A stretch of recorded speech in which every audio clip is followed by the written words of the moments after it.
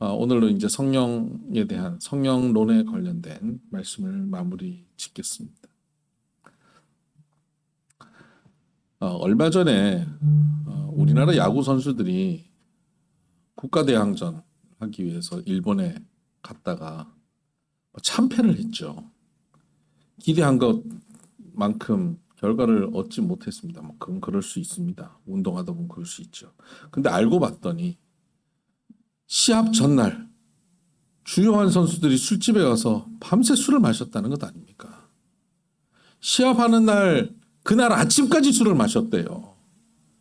어떻게 이럴 수가 있습니까? 너무 충격적인 이야기였습니다. 국가대표로 뽑고 국가대표로 지원을 해서 그곳에 보낸 이유는 시합을 잘하라고 보낸 겁니다. 시합 끝나고 난 다음에 자기들이 술 먹고 놀고 하는 거야. 할 수 있겠지요. 그러나 시합을 하기 위해 보냈는데 거기서 시합 전에 그런 모습을 보이는 것은 우리로 하여금 너무 실망케 하는 행동이었습니다. 우리 성도들에게 하나님께서는 하나님의 자녀로 불러주시고 성령 충만하게 우리를 인도해 주십니다.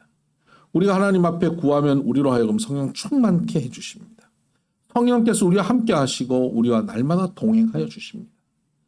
성령 충만하여지면 우리는 그 성령 충만하여서 내가 원하는 삶, 내 욕망을 이루며 사는 삶이 아니고 성령 충만하여져서 성령 충만하게 하신 하나님의 기대대로 살고 하나님이 우리를 성령 충만케 하신 목적대로 사는 것이 우리 성도의 바람직한 삶인 것이죠.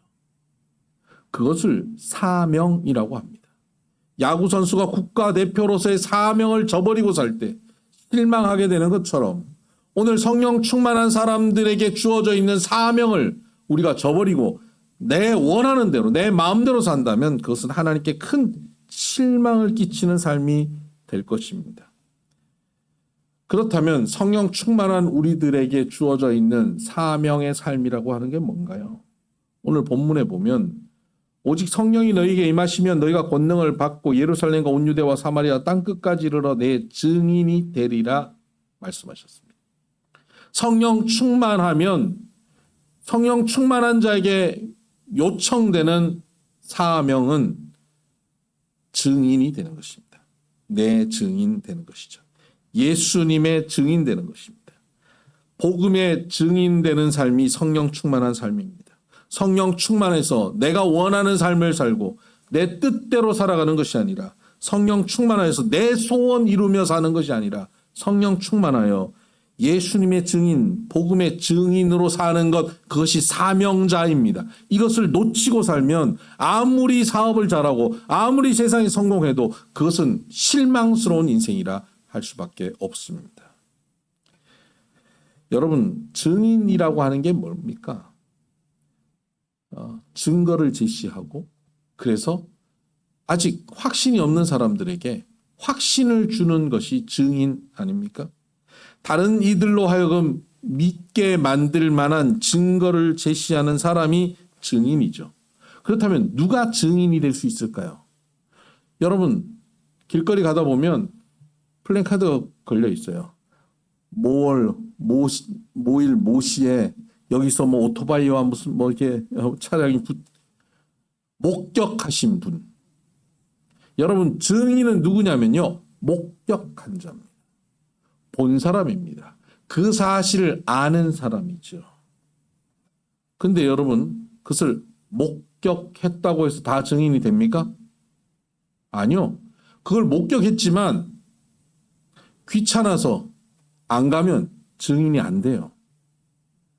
또 증인이 되려고 나가는데 반대쪽에서 찾아와서 회유를 하면 돈을 주면서 증언하지 말라고 내가 이만큼 줄 테니까. 그러면 증인이 안 됩니다. 심지어 어떤 권력자가 너 나가서 증언하면 너는 불이익 당할 거야 라고 한다면, 협박한다면 증인이 될 수 없습니다. 안다고 목격했다고 증인이 되지 못합니다. 예수님의 부활을 보았다고 증인이 될까요? 예수님에 대해서 안다고 증인이 될까요? 아니에요. 성경 좀 안다고 증인이 되지 않습니다. 신앙생활 오래 했다고 증인이 되지 않아요. 부활을 직접 보아도 증인이 되지 못합니다. 부활을 직접 봤으면 증인 될 텐데요. 그렇지 않습니다. 예수님의 부활의 사실을 제일 먼저 본 사람들이 있습니다. 누굴까요? 마리아요? 아니요. 그 전에 본 사람이 있습니다. 돌이 굴러서 무덤에서 무덤 문이 열리는 것을 본 사람이 있습니다. 천사가 임하는 것을 본 자가 있습니다. 무덤을 지키던 병사들입니다. 그들이 그 장면을 보고 놀라서 굳어버립니다. 그리고 나서 급히 자기들을 그곳에 고용했던 제사장들에게 달려갑니다. 그리고 그 사실을 고합니다. 그랬더니 제사장들이 그들에게 돈을 주고 회유합니다. 너 가서 제자들이 그 시체를 훔쳐갔다고 전해라. 혹 이 일로 총독이 문제를 삼을 것 같으면 우리가 다 너를 커버해 주마. 라고 그들을 회유합니다. 그리고 협박했죠.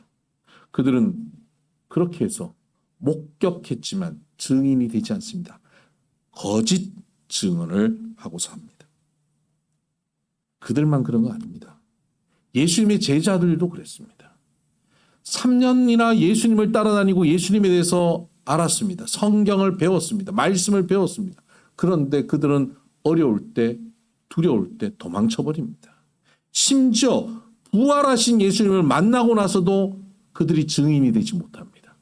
부활하신 예수님을 만나고도 그들은 방 안에, 집 안에 문을 걸어 잠그고 들어가서 두려워 떨고 있습니다. 나아가서 예수님 부활하셨다고 선포하지 못했습니다. 심지어 갈릴리 바닷가로 가서 부활하신 예수님을 만나지 않고 나는 고기나 잡으러 가련다 하고 고기 잡으러 가버립니다. 예수님의 제자들조차도요. 부활하신 예수님을 보았음에도 불구하고 만났음에도 불구하고 그들이 증인으로의 삶을 살지 않습니다. 그래서 복음의 증인, 예수님의 증인이 되어 산다는 것은 성경 열심히 읽는다고 증인되지 않습니다. 교회 좀 다녔다고 증인이 되지 않아요. 누가 증인이 되냐면 성령의 충만함을 받은 사람이 증인이 되는 것입니다. 여러분 모두 성령 충만하여 증인된 삶을 살게 되기를 주의 이름으로 축복합니다. 성령 충만하지 않으면 증인이 되지 못합니다. 교회를 아무리 다녀도 증인이 되지 못합니다. 그래서 성령 충만해야 됩니다. 성령 충만함은 지난 4주 동안 제가 성령 충만함에 대해 설명했으니까 더 깊이 설명할 필요는 없습니다. 간략하게 얘기하자면 성령 충만하기 위해서는 우리가 구해야 합니다. 나의 성령 충만이 없다면 하나님께 구하는 거예요. 성령 충만함을 구하면 하나님은 반드시 주신다 하셨습니다. 간절히 구하면 성령 충만함을 받아요. 그리고 그 성령 충만함을 유지하기 위해서는 신앙 공동체에 붙어 있는 것입니다. 함께 신앙생활을 하는 거예요. 혼자 한번 성령 충만했다고 오늘 성령 충만했다고 내일 성령 충만함이 보장되지 않습니다. 이것을 유지하기 위해서는 함께 신앙생활을 하는 겁니다. 그래서 내가 성령 충만하지 못할 때 옆에서 끌어주고 또 옆 사람이 성령 충만하지 못하면 내가 밀어주고 이러면서 함께 성령 충만함을 유지하고 함께 그 성령 충만함을 이루어가는 삶을 사는 것입니다. 그것이 교회입니다. 그래서 성령 충만해지는 것이죠. 그 성령 충만하면 증인이 되리라 말씀하셨습니다. 여러분 여기서 우리가 분명히 기억해야 할 것, 오늘 영어 2가지를 제가 기억하라고 말씀드릴 텐데요. 첫 번째로 우리가 기억해야 될 영어 단어가 있습니다. 증인이 되어 사는 삶은 must의 삶이 아닙니다. must가 뭡니까? 반드시 해야 한다. 하지 않으면 안 된다. 억지로라도 해야 한다. 이게 must입니다. 근데 증인의 삶은 must가 아닙니다. want입니다. want, 원하는 것입니다. 어렵지 않죠? want의 삶. 증인의 삶은 그리스도인의 증인, 그리스도의 증인, 복음의 증인된 삶은 억지로 의무로 하기 싫은데 안 하면 복 못 받을까봐, 안 하면 저주 받을까봐, 내가 교회 다닌 지 몇 년이 됐는데, 내가 교회 집사인데, 권사인데, 내가 이렇게 증인은 되어야지, 이렇게는 해야지, 남들 보기에 부끄러우니까 이 정도는 해야지 하고 사는 것, 이거 증인의 삶이 아니에요. 억지로 하는 것은 크리스찬의 삶이 아닙니다. 얼마 전에 제가 무당이었다가 목사님이 되어서 사역하는 분의 간증을 들었습니다. 이분이 여러분 잘 아는 이영표 선수를 전도한 분이에요. 우리나라 국가대표 프로 축구 선수들 많이 전도한 분이에요. 무당이었다가 목사가 된 분이에요. 이분 간증을 들으면서 제가 깨달은 게 있어요. 아, 무당들은 원치 않는 삶을 사는구나. 무당들한테 물어보세요. 당신 원해서 무당이 되셨나요? 아무도 원해서 무당됐다는 사람 없습니다. 원치 않는데 내가 신내림 받지 않으면 누나가 받을까 봐 자기가 받았다는 거예요. 억지로 받았다는 거예요. 자녀가 내가 무당인데 자녀가 무당되기를 바라는 무당은 없습니다. 무당은 원하는 삶이 아니에요. 원치 않는데 must. 안 하면 힘드니까. 안 하면 고통 당할까 봐, 저주받을까 봐. 그래서 한다는 거예요. 억지로 하는 거예요. 무당은 must의 삶이에요. 세상의 다른 종교도 must가 많아요. 이렇게 안 하면 안 돼서. 이렇게 해야만 되니까. 이게 율법적이에요. 이렇게 해야 하니까. 안 그러면 부정타니까. 이렇게 잘 빌지 않으면 어려움을 당하니까. 사고 나니까. must. 그래서 돈 많이 들여서 굿하고. 하고 싶어서 하는 게 아니에요. 그렇게 해야 하니까 하는 거예요. must의 삶. 크리스찬은 must가 아니라 want의 삶입니다. 억지로 하는 게 아니라 원해서 하는 겁니다. 기뻐서 하는 거예요. 자원하여 기쁨으로 하는 겁니다. 교회 와서 봉사하는 것, 찬양하는 것, 선교하는 것, 헌금하는 것. 이거 다 자원하여 기쁨으로 하는 거예요. 우리 앞에서 찬양하는 효주가 아까 앞에서 찬양하는 것. 이 자원하여 기쁨으로 한 것 같죠? 엄마가 시켜서 한 거예요. 엄마가 시켜서. 선생님이 시켜서. 그런데 하다 보니까 지도 기뻐요. 그러면서 자원하여 기쁨으로 해가는 거예요. 성령 충만한 성도는 자원하여 기쁨으로 하는 거예요. 어제 그 아침 묵상 때 봤던 말씀인데 역대상 29장에 다윗이 하나님께 성전을 짓기 위해 헌금을 합니다. 자기는 성전을 짓지 못하고 아들 때 성전 짓는데 성전 짓기 위해서 자기가 헌금을 해요. 기쁨을 다해서 헌금합니다. 그 헌금하는 모습을 보고 온 이스라엘 백성들이 함께 자원하여 헌금합니다. 시켜서 한 게 아니에요. 그래서 29장 9절에 보면 백성들은 자원하여 드렸으므로 기뻐하였으니 곧 그들이 성심으로 여호와께 자원하여 드렸으므로 다윗 왕도 심히 기뻐하니라. 아니 자기 물질을 다 내놓는데 마치 세금 내듯이. 여러분 세금 내면 기쁩니까? 아, 나 세금을 나는 이번에 얼마를 냈어. 세금을 나는 이번에 1,000만 원 냈어. 1억을 냈어. 기쁩니까? 세금을 1억을 줄였어. 이게 기쁘죠. 세금 머스트예요. 근데 헌금을 하나님 앞에 드리는데 1억을 냈어. 기쁜 거예요. 이게 자원에서 하기 때문에 그래요. 그리고는 뭐라 그러냐면 14절에 나와 내 백성이 무엇이기에 이처럼 즐거운 마음으로 드릴 힘이 있었나이까. 내가 뭐길래 이렇게 기쁨으로 드릴 수 있도록 힘을 주시고 능력을 주셨습니까? 그게 기쁜 거예요. 이게 성령 충만하여 사는 성도들의 모습이에요. 자원하는 삶이에요. 아니에요. 자원하는 삶이에요. 머스트가 아니에요. 우리가 이번에 선교사님들 이불 헌금했잖아요. 그래서 이불을 지난 목요일 날 이제 장로의 신학대학에 300채 보냈는데 얼마나 기쁜지 몰라요. 얼마나 좋은지 몰라요. 헌금하신 분들도 기쁨으로 하시는 거예요.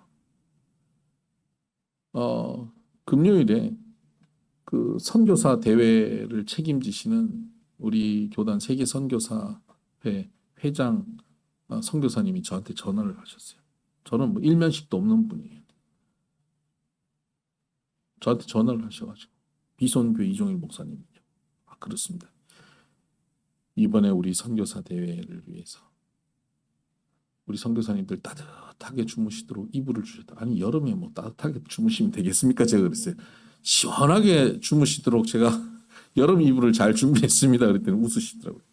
그러면서 하시는 말씀이 너무 감사합니다. 오셔서 선교사 대회 할 때 오셔서 시간을 제가 빼놓을 테니까 오셔서 그곳에 선교사님들한테 좀 특별한 인사를 좀 하시고 우리가 감사를 표현할 수 있도록 해주시면 좋겠다는 거예요. 선교사님들끼리 모여서 하실 일도 많은데 제가 뭐라고 거기 가서 인사를 받습니까? 제가 이 얘기했습니다. 저희가 선교사님들 섬길 수 있는 기회를 주셔서 감사합니다. 잘했죠? 네. 이겁니다. 이것이 자원하여 행하는 삶의 모습입니다. 자원하여 하나님 앞에 드리는 삶의 모습이에요.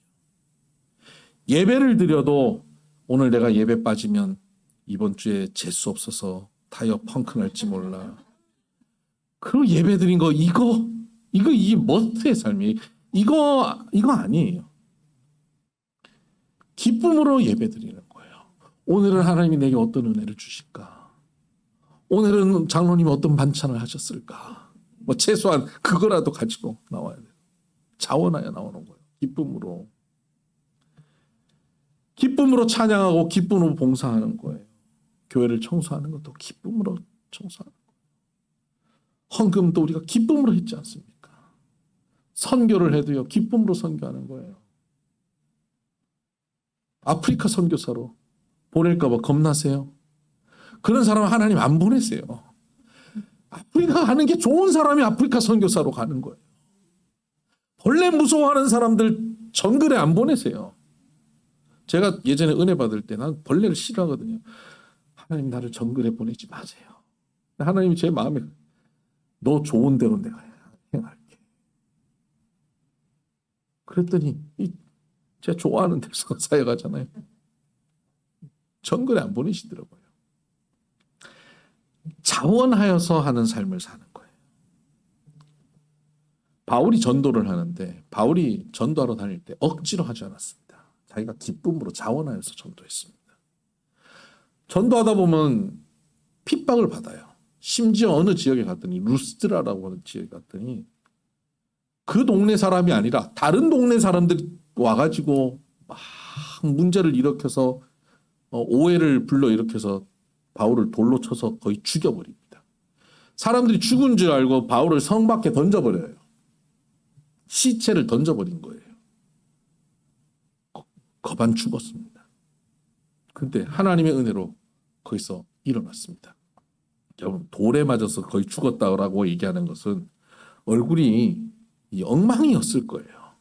다 터지고 뭐 퉁퉁 붓고 머리 터지고 피나고 어디 뭐 부러지고 그랬지 않겠습니까? 그렇게 일어났습니다. 여러분 복음 전하고 이 증인으로 살다가 그 핍박 당하면 여러분이라면 어떡하겠습니까?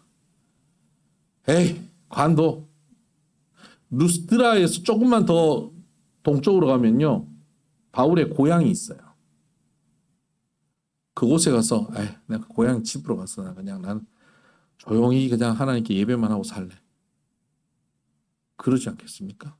그런데 그가 일어나서 다시 성으로 들어갑니다. 그래서 복음을 들었던 사람들을 다시 격려하고 일으킵니다. 그리고 또다시 자기를 핍박하는 동네로 찾아갑니다. 버가, 안디옥 지역으로 가서 그들을 또 설득하고 또 증거합니다. 이게 억지로 시킨다고 이렇게 할 수 있습니까? 아니요. 연봉을 많이 책정하면 이렇게 할 수 있을까요? 아니에요. 자원하니까, 기쁨이 넘치니까, 성령 충만하면 기쁨으로 이렇게 살아갈 수 있는 거예요. 지 좋아서 하는 일은 아무도 못 말린다 그러잖아요. 좋아서 하면요, 아무도 못 말려요. 평소에 아침에 학교 갈 때는 막 7시에 깨워, 8시에 깨워도 안 일어나는 애들이 소풍 간다 그러면 좋아서 아침에 일찍 일어나가지고 다 준비 끝내놔요. 언제 가? 이러고 있어요. 그럼 지 좋아서 하는 것은 못 말려요. 성령 충만한 사람들은 좋아서 행하는 사람이에요. 그래서 바울은 감옥에 들어가서도 우리에게 뭐라고 하냐면 항상 기뻐하라. 내가 다시 너에게 권하노니 기뻐하라. 억지로 인상 쓰면서 하지 말라는 거예요. 기뻐하면. 감옥에 들어가 있어도 기뻐서 하라. 감옥에 들어가서 기뻐서 하니까요. 기뻐서 그곳에 찬양하니까 옥문이 열려버려요. 감옥에 들어가 있었지만 기뻐서 행하니까 거기서 모든 사역을 다 감당할 수 있는 능력이 생겨버려요. 여러분, 오늘 우리가 어떤 형편에 던져져 있든지 성령 충만하여서 증인의 삶을 자원하며 살아갈 때 우리에게는 한계가 없는 줄 믿습니다. 자원하여 사는 사람은요, 기뻐하며 삽니다. 만족하며 삽니다. 당당하게 삽니다. 여러분 한번 봅시다. 여러분 오늘 예배 억지로 나왔습니까? 기쁨으로 나왔습니까? 네, 기쁨으로 나온 자가 성령 충만한 자입니다. 또 한 가지 여러분 기억해야 되는 단어가 있습니다. 그것은 증인으로 살 때 익스플레인의 삶이 아니라 이그지스트의 삶이어야 됩니다. EX로 시작되는 단어들이죠. 익스플레인은 설명하답니다. 설명하는 삶이 아니에요. 증인은 자꾸 설명하는 일인 것 같아요. 내가 그때 이것을 봤는데 이렇게 됐고 저렇게 됐고 논리적으로 설명해서 그러니까 이 일이 벌어진 것 아니겠습니까? 예수님이 뭐 구약에 보니까 이렇게 예언이 됐고 그 예언대로 이렇게 오셨고 그래서 십자가에 죽으시고 부활하셨고 예수님을 믿으면 그 보혈을 내가 의지해서 내가 구원받고 이렇게 설명하는 것이 증인의 삶이라고 생각하십니까? 아니에요. 증인의 삶은 익스플레인이 아니라 이그지스트입니다. 이그지스트는 존재한다는 겁니다. 그냥 사는 거예요. 그냥 그렇게 있는 거예요. 특별히 설명이 필요 없습니다. 증인은 특별히 설명할 필요가 없어요. 증인은 내가 증인으로서 살면 돼요. 이게 무슨 말이냐면 이런 겁니다. 우리가 예수 그리스도의 부활을 확신하고 예수 그리스도가 오늘도 나와 동행하시고 주께서 주시는 평화와 기쁨이 내 가운데 임하면 그것으로 살면 되지 그것을 설명할 필요가 없는 거예요. 나는 되게 평화로워. 나 예수 믿고 되게 평화로워졌어. 내가 얼마나 평화로우냐면 내가 얼마나 기쁘냐면 이러고 인상 막 쓰고 있으면 그 설명이 의미 없어요. 예수 믿고 나니까 나는 모두가 사랑스러워. 하나님 사랑, 이웃 사랑하는 게 그리스도인의 삶이야. 직장 가고 설명 다 하는데 그 얘기를 듣는 주변 사람들이 사랑 웃기는 소리 하고 있네. 이런다면 그 explain 그것은 그 설명은 아무 의미 없는 겁니다. 오늘날 크리스찬들이 세상 가운데서 복음으로 이그지스트 하지 않고 explain 하기 때문에 세상 사람들은 교인들을 향해서 뭐라고 얘기하냐면요. 말은 잘한다 이렇게 얘기합니다. 말은 잘한다. 교리적으로 말은 잘한대요. 창조된 거야. 진화가만이 아니라 창조된 거야. 예수님이 십자가에 죽으시고 예수님 역사적 사실이야. 부활은 이런 사실을 근거하고 있어. 말은 잘하네. 근데 네가 예수 믿는 네가 뭐 그딴 식으로 사냐. 말은 잘하는데 재수 없는 교인이에요. 교인들이 재수 없다 그래요. 익스플레인의 삶을 살기 때문에 그래요. 이그지스트 해야 돼요. 말이 필요 없어요. 그냥 예수 만난 사람답게 사는 거예요. 예수 만난 사람과 예수 만나기 전과 예수 만난 이후의 삶이 완전히 달라진 거예요. 완전히 변화된 삶을 사는 거예요. 여러분, 만약에 여러분이 오늘 그런 리가 혹 있으면 좋겠지만 별로 없는데 오늘 여러분이 한 100억 되는 복권에 당첨됐다고요. 생각만 해도 갑자기 입꼬리가 올라가시는 거예요. 100억에 당첨됐다고 한번 생각해 보세요. 감출 수 있을까요? 이거 감춰야지. 이거 안 드러내야지. 계속 피식 웃음이 나는 거 어떻게 감춰요? 남들이 나한테 100억이 생겼는지는 모르는데 아니 사장님 요새 뭐 좋은 일 있으세요? 못 감춰요. 100억에만 당첨돼도요. 감출 수 없는 기쁨이 있어요. 근데 예수 그리스도를 만나서 영원한 생명을 얻었고 하나님의 자녀라는 신분을 얻어버렸는데 어떻게 감출 수 있단 말입니까? 감출 수가 없어요. 그냥 예수 믿기 전과 예수 믿은 이후의 삶은 전혀 다른 삶이 되어버리는 거예요. 그냥 사는데 달라 보인 거예요. 이것짓 하는데 증인이 돼버린 거예요. 여러분, 빛이 존재해버리면 빛은 이런 역할을 한단다. 빛은 남을 바깥을 밝히고 어둠을 쫓아내고 그걸 설명할 필요 없어요. 빛이 존재하면 어둠이 사라져버리는 거예요. 우리는 세상의 빛이에요. 우리는 그렇게 증인으로 사는 거예요. 증인은 사실 말이 필요 없습니다. 복음의 증인은 존재 자체로 증인이 되는 것입니다. 사마리아 여인이 그 동네에서 왕따 당하는 여인이었습니다. 스스로도 자기를 감추고 싶었습니다. 음행한 여인이었습니다. 그래서 사람들이 없는 시간만 피해 다녔습니다. 그러다 예수님을 만났습니다. 예수님을 만나서 자기가 어떤 존재인 것이 드러났습니다. 예수님을 만나서 감격했습니다. 그러자 늘 사람들을 피해 다니던 그가 동네로 달려갑니다. 동네 사람들에게 말합니다.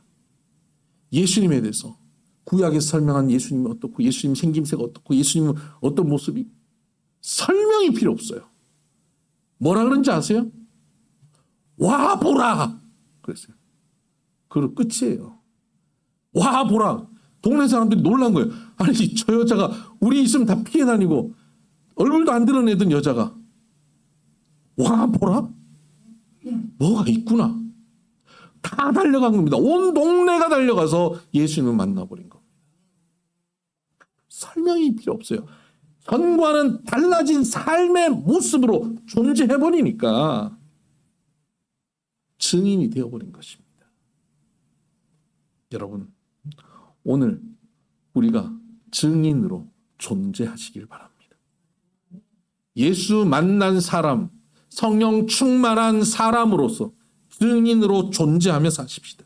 그래서 우리가 있으면 우리 주변이 밝아지고 우리가 있으면 한숨 내쉬던 사람들이 웃음소리를 내게 되는 그런 변화가 일어나길 바랍니다. 우리가 있으면 슬픔으로 근심 어린 얼굴을 갖고 있는 이들이 우리와 함께 1시간, 2시간 지나면 소망의 빛으로 얼굴빛이 달라지게 만드는 그런 존재들이 되어지기를 주의 이름으로 축복합니다. 여러분이 있는 직장과 여러분이 있는 가정이 여러분이 있음으로 인해서 짜증스러워지고 불평과 원망이 생기는 원인을 제공하는 사람이 아니라 짜증과 원망과 불평이 가득한 곳에 여러분이 들어가면 감사와 기쁨과 즐거움과 긍정의 에너지가 넘쳐나게 만들어버리는 복음의 증인으로 살아가게 되기를 주의 이름으로 축복합니다. 그렇게 못하고 계십니까? 내가 가도 슬픈 사람이 나하고 만나서 얘기하면 더 슬픈 것 같고 한숨 내쉬는 사람이 나랑 얘기하면 더 한숨을 내쉬고 나도 한숨 내쉬는 것 같고 나 만나면 더 짜증나는 것 같고 혹시 그러십니까? 그럼 증인이 아닌 거예요. 증인이 아니면 예수 믿는 사람이 아닌가요? 아니요. 예수님 제자도 증인이 아니었었다니까요. 증인이 아니면 어떻게 해야 될까요? 성령 충만함을 받아야 돼요. 성령 충만함 받으면 돼요. 내가 지금 내 삶이 증인이 아니라고 생각하면 성령 충만함을 구하시기를 바라요. 신앙 공동체에 붙어서 성령 충만함을 유지하시기를 바라요. 아침 묵상에 참여하고 수요 예배 나오고 주일 예배 나오고 함께 교제하고 성령 충만함을 구하시기를 바라요. 그럼 반드시 성령 충만해집니다. 성령 충만하여지면 증인으로 존재하시기를 바랍니다. 자원하여 가는 곳마다 증인으로 생명의 샘이 흘러넘치고 기쁨의 은혜가 흘러넘치고 나를 만나는 이들마다 예수 그리스도를 만난 듯해지는 그런 증인으로의 삶을 우리 모두 살아가게 되기를 주의 이름으로 축복합니다. 기도하십시다.